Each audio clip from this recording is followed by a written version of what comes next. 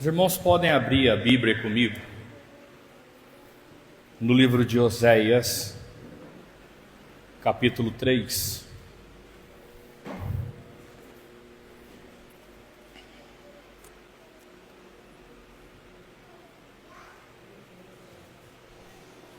Nós vamos ler o versículo 1 até o 3.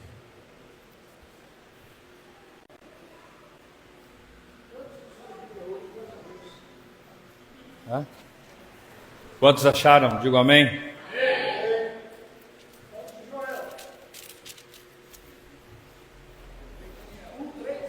3, 1. Do 1 ao 3.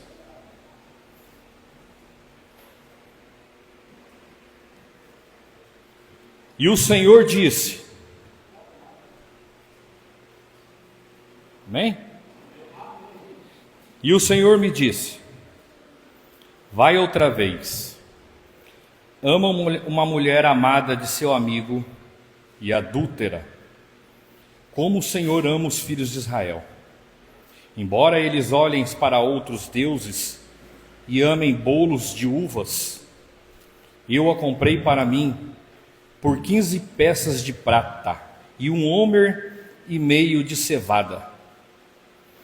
Ele disse: tu ficarás comigo por muitos dias, não te prostituirás, nem serás de outro homem. Assim quero eu ser também para ti. Amém?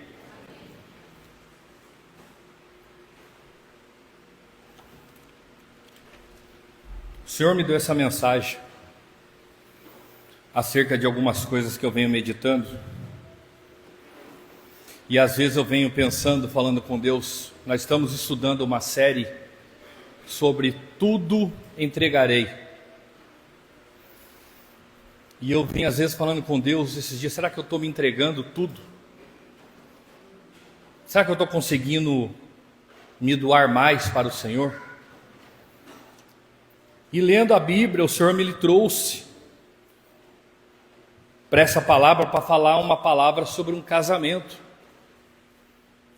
Um casamento que esse é o casamento de Oséias com uma prostituta, aonde Oséias simboliza Deus e a prostituta eram os homens, nós.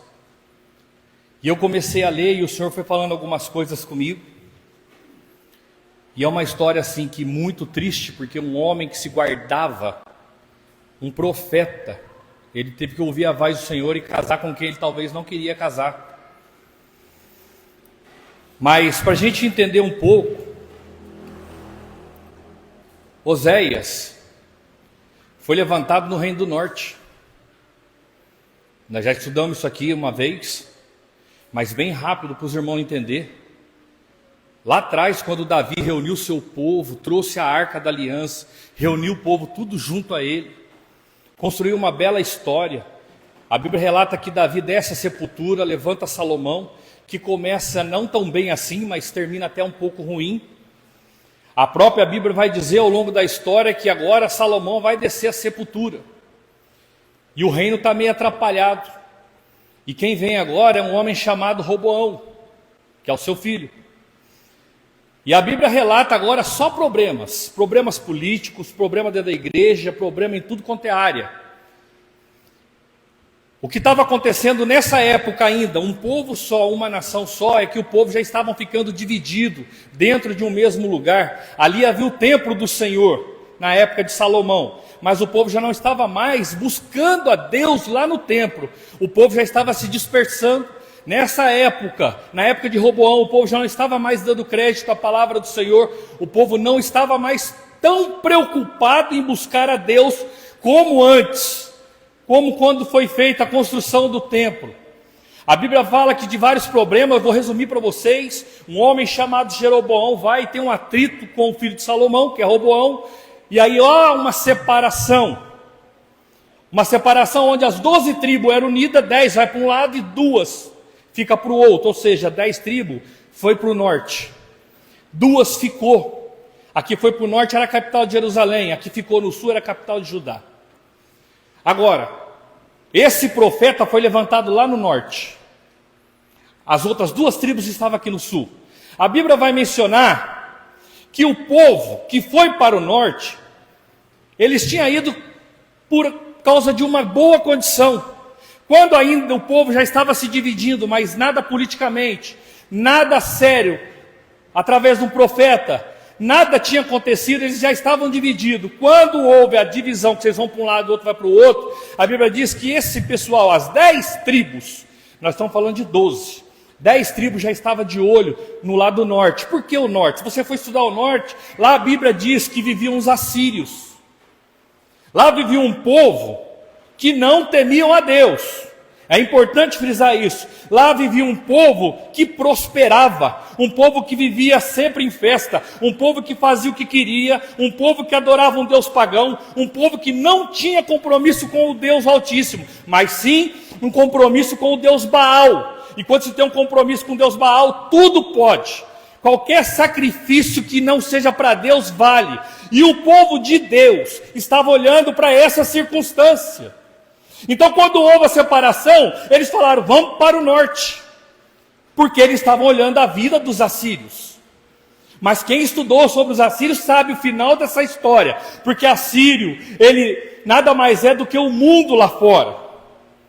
A Bíblia vai mencionar que eles partiram para lá, começaram a ter vida boa, começaram a prosperar, começaram a ter o que queria, os desejos do seu coração, não precisava ter compromisso mais de estar no templo para adorar a Deus. Eles agora adoravam a Deus do seu jeito. Eles iam quando quer, da forma que quer, e faziam o que queriam. Não precisava mais ter o compromisso com Deus e se diziam que era de Deus.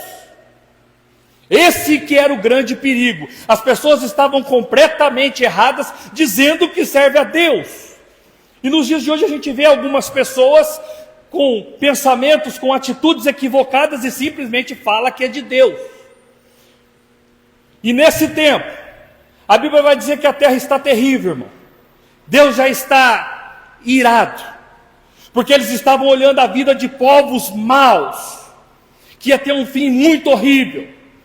O problema é que, quando a gente começa a querer desejar muito algo na nossa vida terrena, muitas vezes a gente perde o foco, que nosso foco é o Senhor Deus.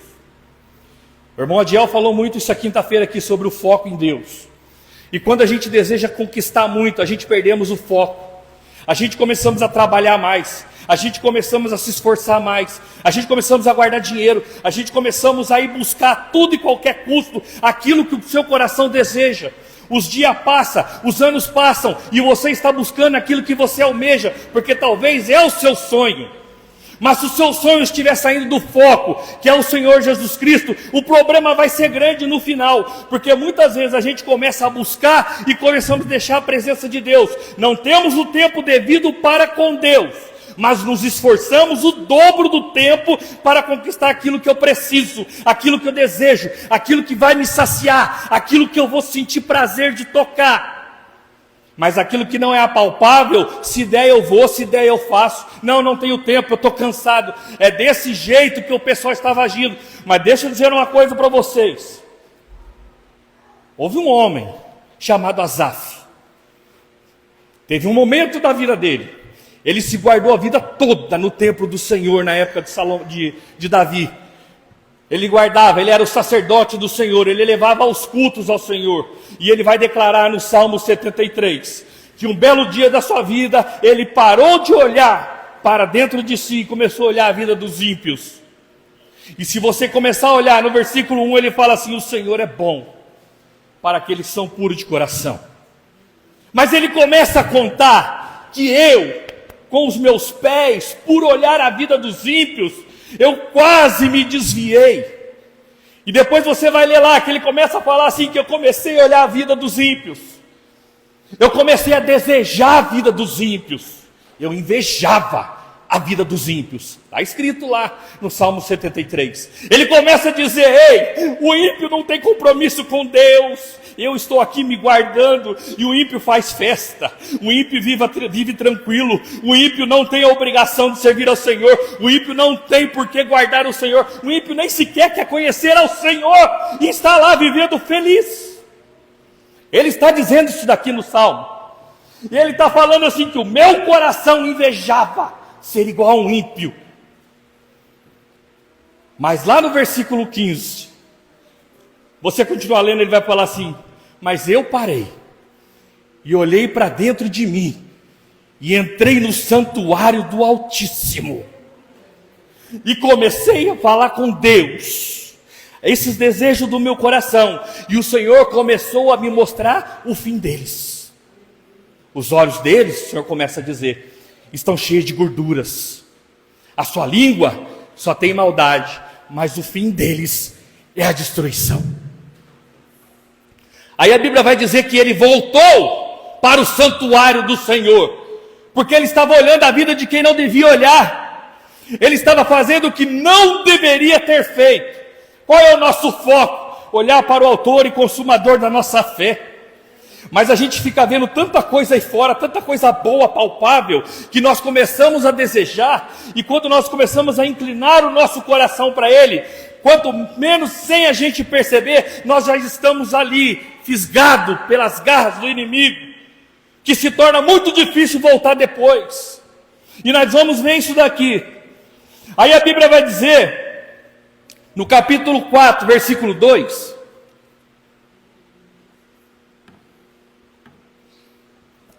para falar desse casamento que houve entre Oséias e Gomer, ele tem que denunciar o pecado, porque Deus levantou ele lá no Reino do Norte.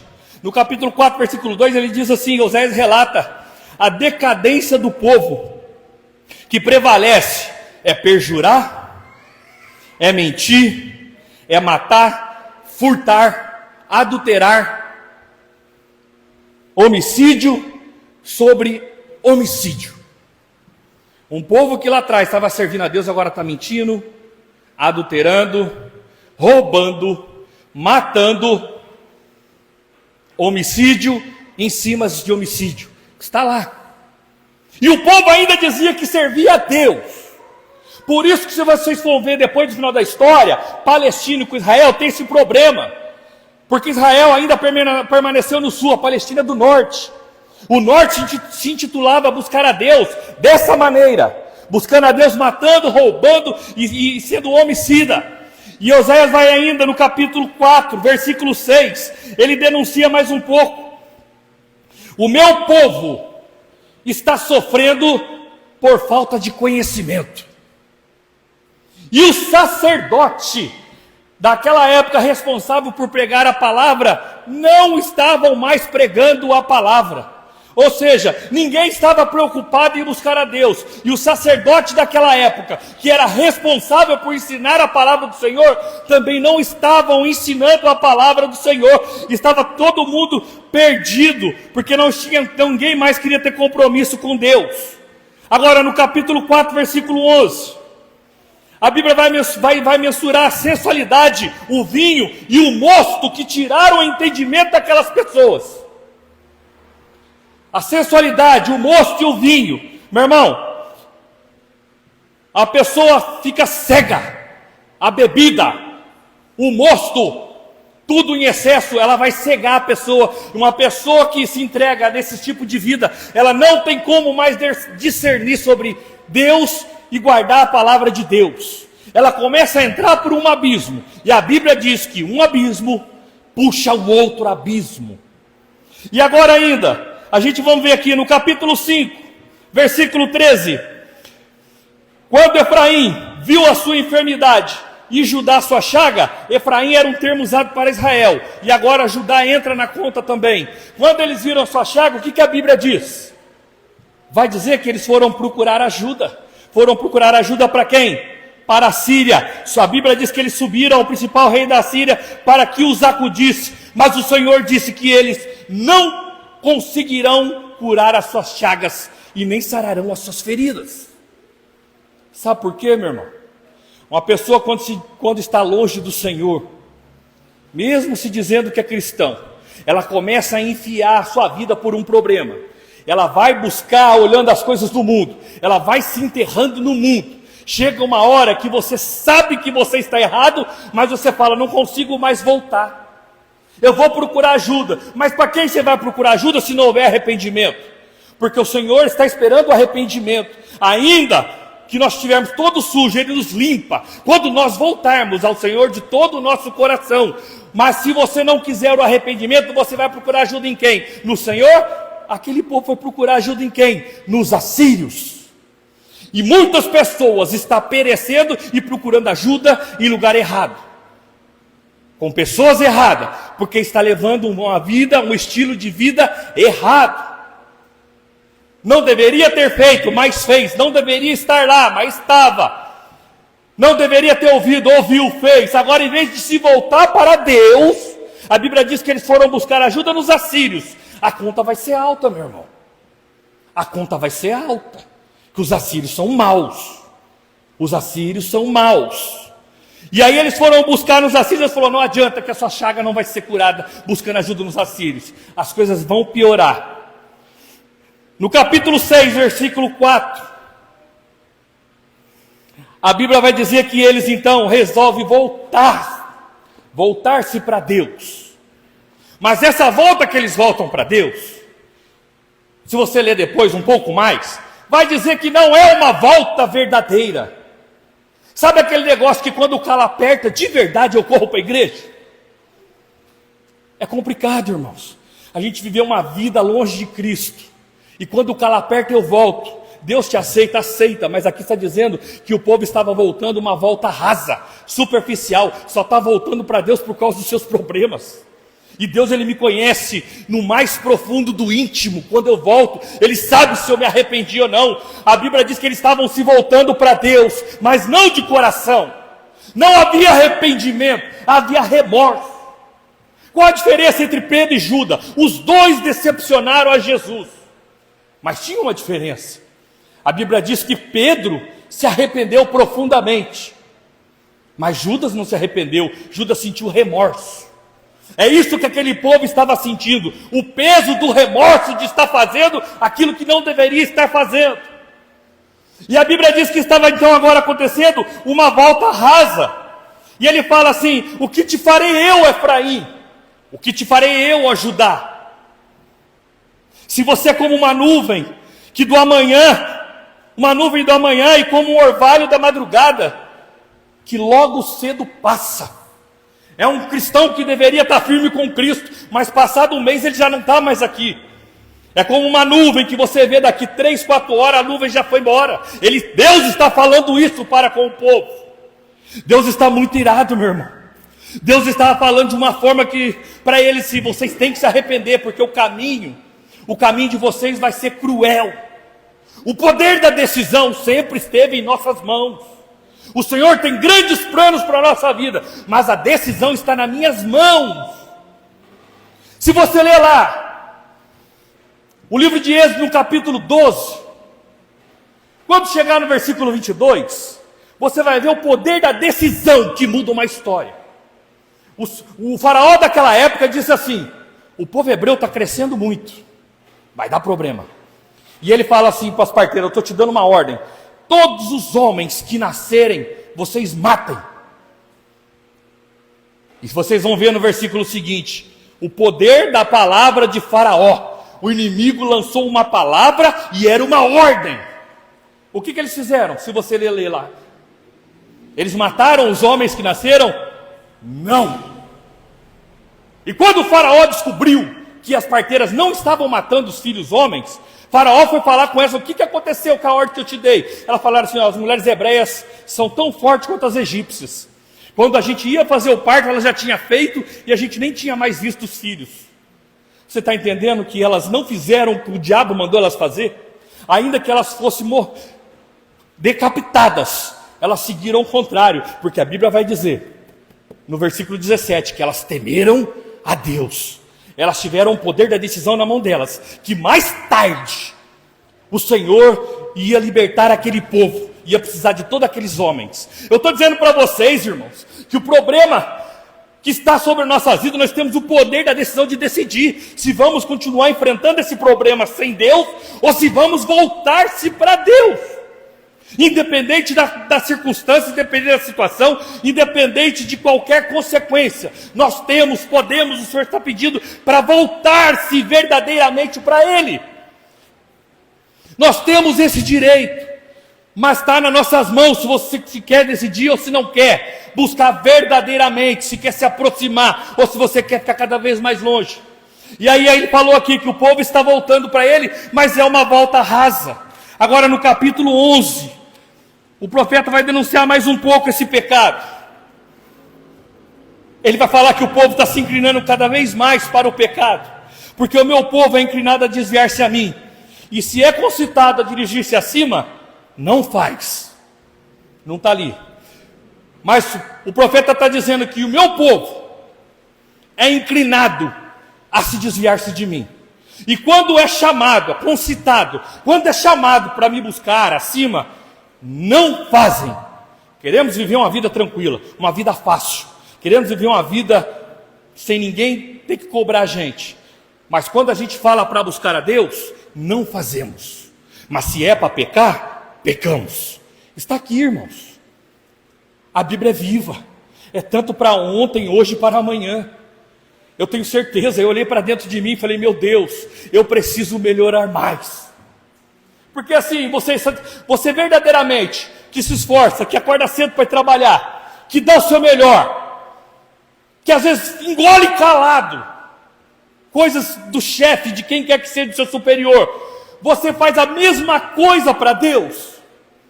É isso que eu tenho falado com Deus. Será que eu estou me entregando tudo para Deus? E nós estamos aqui exercitando a nossa vida aqui no estudo, falando, será que eu estou mesmo? Será que não falta algo que eu preciso buscar mais a Deus? Porque tem coisa, irmão, detalhes na nossa vida que nos deixam longe de Deus. Mas é detalhes que são abomináveis aos olhos do Senhor. E para a gente está tudo certo, não tem nada certo. Nós temos que olhar para dentro de nós e ver se realmente estamos buscando a Deus com todas as nossas forças, com todos os nossos entendimentos. E às vezes a gente olha e fala assim, falta mais. Mas nós temos que ter a humildade, porque a carne é inclinada a se desviar-se de Deus. Nós temos que ter a humildade e pedir, Espírito Santo, me ajuda, que eu preciso ser melhor nessa área. Me ajuda, que eu preciso me aproximar mais de Deus. Às vezes eu quero fazer, não consigo fazer. Às vezes eu tenho o desejo de fazer para o Senhor, não consigo fazer. Meu irmão, é você e Deus. Não temos o tempo só de errar, de falhar, de pecar e não olhar para dentro de si. O profeta estava dizendo isso, a volta deles era rasa. Não estavam se arrependendo de verdade. O povo de Israel estava completamente longe de Deus. Romanos 6:23. O salário do pecado, todo mundo sabe que é a... Pois é. O que Deus estava alertando aquele povo? Que vocês estão indo para a morte. Vocês estão indo para a morte. Mas se o Romanos 6:23 diz que o salário do pecado é a morte, tem uma vírgula, diz que, mas o dom gratuito de Deus é a vida eterna. Nós temos esse direito. Tem duas interpretações aí. O dom gratuito de Deus é a vida eterna em Cristo, Senhor Jesus Cristo. Nós temos que ter essa vontade de voltar, não de estar pecando, porque se a gente estiver pecando, nós vamos perecer. Nós temos que buscar a vida eterna. O pastor falou hoje, nós viemos hoje de um sepultamento de um parente nosso. Quanta tristeza. Mas se for cristão, se ele aceitou o Senhor Jesus Cristo, para ele acabou o sofrimento. Ele fez o que tinha que fazer. Agora vamos olhar para nós. Quem morreu, morreu, não adianta mais. Agora vamos olhar para nós que estamos vivos. Estamos fazendo tudo, verdadeiramente tudo que eu deveria fazer para Deus. Porque amanhã eu posso ser chamado pelo Senhor. E será que eu fiz o que eu deveria ter feito? Meu irmão, bem materiais não são tudo nesta terra.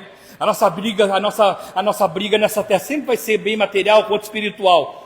Porque o bem material, ele exerce que você se esforça muito a carne. O espiritual fala que você tem que se esvaziar da carne. Um é oposto de outro. Que aquele que estiver cheio da carne vai deixar um pouco vazio o espírito. Mas aquele que se esvaziar a sua carne, a Bíblia diz que vai se encher do seu espírito. Então nós sempre estamos com esse atrito. Agora o que nós estamos fazendo?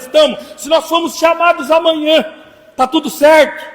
É essa a questão que o Senhor tem falado comigo. Você tem se entregado, tem se, Senhor, eis-me aqui. Nós temos feito isso. Senhor, eu errei sim, mas eu estou aqui pedindo, me ajuda. Nós estamos fazendo isso, essa reflexão com Deus. O profeta estava dizendo isso nessa época para este povo. Em Romanos 5:20, está falando, o apóstolo Paulo está falando para a igreja que estava cheio de pecado, estava havendo uma contenda danada. O profeta, o apóstolo disse que ele levanta e fala assim: aonde abundou o pecado, ele vai falar, superabundou a graça de Deus. Nós temos o direito, nós erramos, falhamos, mas nós temos o direito, o dever de voltar. Porque aonde abunda o pecado, após o meu arrependimento, vai abundar a graça do Senhor Jesus Cristo. É por isso que nós temos que estar nos analisando todos os dias. Agora, depois que todo esse pecado foi denunciado, olha o que Deus fez. A Bíblia diz que o Senhor chamou Oséias. E a gente vê na Bíblia ele chamando os profetas para escrever e denunciar. Mas ele falou assim: Oséias, você não vai escrever a mensagem, você vai ser a mensagem. Meu irmão, como eu disse, Oséias foi viver na pele. Oséias não foi simplesmente denunciar o pecado. Quando Deus mostrou tudo isso através dele, Deus falou para ele assim: Oséias, vem aqui, eu preciso fazer algo pelo meu povo. Eu quero que assim, que vocês entendam, que nós possamos entender que Deus é bom. Repete comigo assim, ó: Deus é bom. Deus é bom. Meu irmão, apesar de todos os nossos erros, todas as nossas falhas, a gente sabe que Deus, Ele corrige quem ama. E Ele vai, se for preciso, corrigir a minha vida, a tua vida. Mas Ele nos ama. Ele tem que fazer alguma coisa para tentar te trazer de volta. E isso que Ele fez, Ele pega e fala assim: Oséias, vem para cá. A Bíblia diz que esse profeta Oséias, meu irmão, o reino do norte estava todo corrompido. A Bíblia vai dizer que Oséias não estava. A Bíblia vai dizer que ele vivia em santidade. A Bíblia vai dizer que ele era separado. Ele andava na contramão do mundo. Ele estava servindo ao Senhor, vendo tudo acontecer, tudo aquilo acontecendo. A Bíblia vai dizer que ele chama: vem aqui, Oséias, eu quero ter um particular contigo. E ele chega e a Bíblia diz que ele fala, o Senhor falou assim: você não vai levar a mensagem, eu quero que você seja a mensagem. Eu quero mostrar através da sua vida para o meu povo o que está acontecendo. Eu quero mostrar para eles que eu ainda amo eles. A Bíblia vai dizer que Oséias falou: o que foi, Senhor? Falou assim: você vai pegar uma mulher do teu amigo, você vai pegar uma prostituta e vai casar-se com ela. Mas não vai só casar, você vai ter filhos com essa prostituta. E mesmo não sendo filhos seus, você vai amar os filhos dela. Você vai amar ela. Meu irmão, é um negócio muito fora do sério esse casamento. Porque não é uma parábola. Não é uma parábola porque todo esse contexto tem nome. A Bíblia diz que quando não tem nome, pode ser identificado com uma história. Mas a Bíblia diz que ele foi buscar uma mulher chamada Gomer. E ela tinha pai. O pai dela chamava de Ibrahim. E a Bíblia menciona que ela era uma prostituta. E Oséias vai ter com ela. Namora e casa com ela. Meu Deus, imagina um homem a chegar nesse ponto de ouvir a Deus. Quanto sofrimento por amor a Deus. E muitas vezes a gente não queremos sofrer nem um pouquinho por amor a Deus. Não queremos se entregar um pouquinho mais por amor a Deus. E a Bíblia diz que ele se casou com Gomer. E ela deu um filho para ele. Se você for ler lá depois o capítulo inteiro, a Bíblia fala assim: e Gomer lhe concedeu um filho. E o Senhor falou para ele: coloque o nome de Jezreel. Jezreel era a menção do vale lá atrás de Jezreel. Eu quero que vocês entendam isso. O Senhor falou: vai colocar o nome de Jezreel, que é o vale que teve antigamente lá onde houve muito derramamento de sangue. E Jezreel, na vida desse menino, significa que o meu povo vai sofrer um derramamento de sangue. Imagina agora, Oséias andando com um garoto no colo, na rua, e todo mundo sabendo da sua história. E pergunta: qual é o nome do garoto? É Jezreel. Mas por que Jezreel? Porque Jezreel significa derramamento de sangue. Assim é que vai acontecer com todos vocês, se não se arrependerem. E a Bíblia vai dizer mais, que ela teve esse filho com ele, ela endireitou? Ela endireitou? Não. A Bíblia vai dizer que de dia, ela passava o seu amor com o filho e com seu marido. Mas quando era de noite, ela voltava para a prostituição. Ela ia procurar amante. Aconteceu isso por vários dias. A Bíblia vai dizer que ela estava com Oséias de dia e de noite estava procurando amante na casa de prostituição. Isso significava que Deus estava mostrando através de Oséias: uma hora está me buscando, meu povo, em outro momento está indo buscar os caminhos errados. Vocês estão entendendo que Deus está mostrando através da vida de Oséias? Ei, ela vai te amar por um momento, mas mesmo te amando, ela vai te abandonar e vai se prostituir, porque é assim que o meu povo tem feito comigo. A Bíblia vai dizer agora que ela engravidou, e a Bíblia não menciona nem que é de Oséias. Ela teve um segundo filho, e o Senhor falou para ele: coloca agora o nome de desfavorecida. Era uma menina, e a Bíblia vai dizer que ele colocou o nome desfavorecida. Por quê? Porque ele fala que não eu mais terei prazer em salvar o meu povo, não irei perdoar mais o meu povo. Era o significado desfavorecida. O Senhor está virado, mas falou: Oséias, você ainda vai continuar amando essa mulher, porque assim eu sou com o meu povo. A Bíblia vai dizer, meu irmão, que ela continua essa mesma vida, prostituição, volta para o seu marido. A Bíblia vai dizer que o seu filho, que essa menina desmamou, ela teve mais um filho. E o Senhor falou para ele: coloca o nome de não povo meu. Eu não serei mais Deus deste povo, e esse povo não será mais meu. São 3 filhos: Jezreel, Loamir e Lohuama. Agora, a Bíblia vai dizer, o negócio vai piorar um pouco mais. A analogia dessa palavra é Bíblia. É que o povo, em vez de se voltar para Deus, parece que só vai voltar na hora realmente quando perder e perder feio. Porque a Bíblia vai dizer que ela teve o 3º filho, e depois que o 3º filho desmamou, o que ela fez? A Bíblia menciona que ela deu no pé, abandonou Oséias e os 3 filhos. Agora a Bíblia vai dizer que ela foi embora de casa.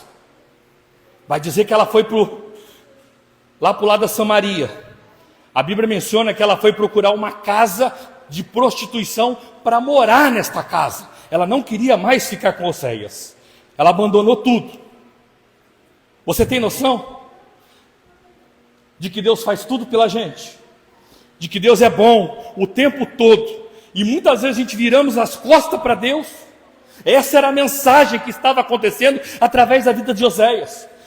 Deus está protegendo, Deus está cuidando, e eu simplesmente viro as costas para Deus, não quero mais buscar a Deus, e vou para o mundo, e vou viver comendo as bolotas que o mundo me dá. Era isso que estava acontecendo na vida daquela mulher, mas agora ela conseguiu um lugar para ficar. Uma casa de prostíbulo, ela conseguiu os amantes, só que agora ela virou escravo de um senhor. Ela agora estava escrava, mesmo que ela quisesse sair, ela não conseguia mais sair, porque ela tinha um dono agora. A Bíblia diz que quando somos vencidos pelo pecado, se tornamos escravos do pecado. Por isso que quando pecamos, é a pior coisa que o ser humano faz, é esconder o pecado. Porque quando escondemos o pecado, isso vai corroendo o coração e vai me tornando escravo dele. Porque toda vez que eu falo de fazer uma coisa boa para Deus, o diabo vai jogar na minha cara: você não pode. Eu se torno escravo. Toda vez que eu quiser dar um passo para Deus, o diabo vai jogar na minha cara as minhas mentiras, os meus erros, e vai fazer eu dar um passo para trás. Você vai se tornando escravo, até que chegou um ponto que a Bíblia está mencionando, isso é o capítulo inteiro, a Bíblia está mencionando que Oséias descobre onde ela está. Ô meu irmão, que casamento é esse? A Bíblia diz que Oséias agora descobriu onde ela está. Falaram para ele: ela está lá em Samaria, num lugar assim, assim, assado. Oséias pega, prepara presentes e vai procurar a sua amada. A Bíblia diz que ele chega lá naquele local com o seu amante, ele pede para entrar e deixa presentes para ela. E ela fala assim: não quero seus presentes. Ela ignora. Ela fala: estou melhor com o Deus Baal. Quantas pessoas a gente vemos aí fora que fala que prefere estar no mundo? É dessa maneira que ela estava tratando. Eu não quero mais os seus presentes. Pode ir embora. E a Bíblia vai dizer que Oséias tentou dar presentes para ela, para trazer ela de volta. Mas ela não quis. Ela quis viver o mundo que ela estava vivendo. Ela queria viver do jeito que ela estava vivendo, para ela estava bom. Vocês têm noção de como que acontece na nossa vida, como nos distanciamos de Deus? Vocês estão entendendo a história, a decadência, aonde vai parar essa história? Hein? Vocês estão vendo? É Bíblia. Eu estou dizendo aqui, ó, do mesmo jeito que aconteceu lá, acontece nos dias de hoje. Se nós não vigiarmos, nós nos distanciamos de Deus. É muito fácil para distanciarmos de Deus, porque na hora de pecar, o diabo ajuda a pecar e esconde. Faz isso assim, assim, assado, o diabo nos ajuda. Mas depois que eu peco, aquele segredo que eu tenho com o diabo já era. Ele vai jogar no muro da vergonha o teu pecado. Agora a Bíblia vai dizer, irmãos, que Oséias está agora em outros dias, andando para a cidade do Reino do Norte, que é Samaria, e a Bíblia vai dizer que ele bate o olho e enxerga uma mulher num canto de uma praça, toda desfigurada, toda machucada. Ele vai dizer que ele olhou para ela e falou assim: essa é Gomer, a minha amada. Ela estava lá sendo leiloada. Já não era mais aquela mulher bonita, já não era aquela mulher afeiçosa, aquela mulher, não. A Bíblia vai dizer que ela estava desfigurada, machucada, estava toda rejeitada, sendo vendido pelo seu Senhor. E foi a palavra que nós lemos aqui. A Bíblia diz que ele entrou no leilão. E um dá um lance, outro dá um lance, um dá um lance, outro dá um lance. O lance maior que ele tinha era 15 pratas e um homer meio de cevada. Ele tinha um valor de um ano inteiro de salário dela, e é equivalente a meio ano de refeição dela. Ele pegou e pagou. Foi o maior lance, foi dele. A Bíblia vai dizer, irmãos, que agora ele pega ela com toda vergonha, toda machucada, toda desfigurada. Ele abraça ela, e há quem diga: agora, Oséias, ela é sua, dá um jeito nela, acaba com ela, porque você comprou ela. E ele fala: não, eu vou levar a minha amada para a minha casa, eu vou cuidar dela, eu vou limpar a boca dela, que ela servia a Deus Baal, eu vou dar roupas novas para ela, eu vou dar banho nela, eu vou curar as feridas dela, eu vou deixar ela de novo linda igual ela era. Aí ele fala assim, Deus fala assim: porque assim é o meu povo, que tem se afastado de mim, mas eu comprei o meu povo com preço caro, e eu ainda amo o meu povo, eu trago ele de volta. A gente estava perdido, desgarrado, a gente estava cheio de pecado, fazendo aquilo que não é bom aos olhos do Senhor, e que aos nossos olhos a sentença é de morte. Mas Deus fala: vem cá, eu te comprei, eu vou te limpar, eu vou fazer você de novo, limpo, belo, adornado. Assim é Deus com a nossa vida. Deus cuidou dela de tal maneira, irmãos, que o povo ficou abismado, mas isso era a mensagem que o Senhor tinha dado para ele viver para o povo. Aí, ó, 2 Coríntios 5:9, a saber que Deus não estava em Cristo reconciliando consigo o mundo, não lhes imputando os homens as nossas transgressões, mas confiou em nós a palavra da reconciliação. O Senhor não julgou a gente, Ele colocou o teu filho para colocar a nossa vida em reconciliação com Ele. Aí a gente vê que o que Deus fez por nós. Todos nós sabemos o que Cristo fez por nós. O que Deus fez? Cristo, o Cordeiro inocente. O Cordeiro inocente teve que vir e morrer em morte de cruz, pela nossa vida. Nós não valíamos nada, estava condenado à morte. Todos nós pecamos, todos nós estávamos destituídos da glória de Deus. Mas Deus falou: não, eu ainda vou dar mais um jeito, vou mandar o meu filho para resgatar. Mandou Cristo para vir para cá. Ei, não foi ele que pecou, não foi ele que comeu o fruto proibido lá no Jardim do Éden, não foi ele que blasfemou contra o Pai, não foi ele que fez isso, não foi ele que fez aquilo, fomos nós, totalmente nós, os errados. Mas quem é que pagou o preço? Quem é que morreu na cruz do Calvário pela nossa vida? Foi Jesus Cristo. Nós não valíamos nada aos nossos olhos, nós somos maus. Mas o Senhor trouxe de volta aquele povo através da vida de Oséias. Isaías 53:5, mas ele foi transpassado pelas nossas transgressões. Todas as nossas transgressões foram transpassadas lá na cruz. Ele foi moído pelas nossas iniquidades. Todo o castigo que nós tínhamos, o castigo que nos traz a paz. Se você tem paz hoje, é porque estava sobre a vida dele naquela cruz. Todo o castigo que nos traz a paz estava sobre ele. E pelas suas pisaduras, pelos seus machucados, nós fomos sarados. Ele morreu na cruz por nós. Será que ele não merece o melhor da minha vida para ele? Será que ele não merece mais? Será que eu tenho que ter uma vida, se der eu faço, se der eu vou? Não! E se amanhã eu for embora dessa terra? Temos que viver como se fosse o último dia para Cristo. Porque se a gente for embora, meu irmão, acabou, não vamos fazer mais. Hein? Como é que vai ser o nosso futuro? Como é que eu quero uma eternidade com Deus? Uma eternidade com Deus, se aqui nessa terra eu não consigo viver momentâneo com Ele? Hein? Como é que você vai conviver com uma pessoa que você nem conheceu ela completamente? Vai morar comigo eternamente, mas eu fiquei só 2 dias com ela. Não tem como querer morar com Deus na eternidade se não quiser ficar com Ele por um pouco de tempo aqui nesta terra. Meu irmão, o que tem roubado tua fé? Eu não sei se tem alguma área da sua vida que precisa servir mais a Deus. Eu tenho falado com Deus, eu preciso servir mais ao Senhor. A minha pergunta às vezes para Deus nem é mais por quê, mas é para qual é o seu propósito. Qual é o seu propósito na minha vida? O que o Senhor quer de mim? Mas meu irmão, só falar não resolve. É preciso você mudar o hábito, mudar a atitude, fazer algo que vá chamar a atenção de Deus, para que Deus fale com você o que Ele precisa. Senhor, o que eu quero de mim? Tem alguma coisa que está roubando a sua fé? Porque nós sabemos que podemos ser melhor, mas sempre tem alguma coisa que acontece que por causa disso eu não faço, por causa daquilo eu não consigo. Tem alguma coisa que está roubando a tua fé? Onde você está preso, meu irmão? Hein? Aquela mulher foi tão profundo os pecados dela, que ela ficou presa lá naquele local, aonde tinha os seus amantes.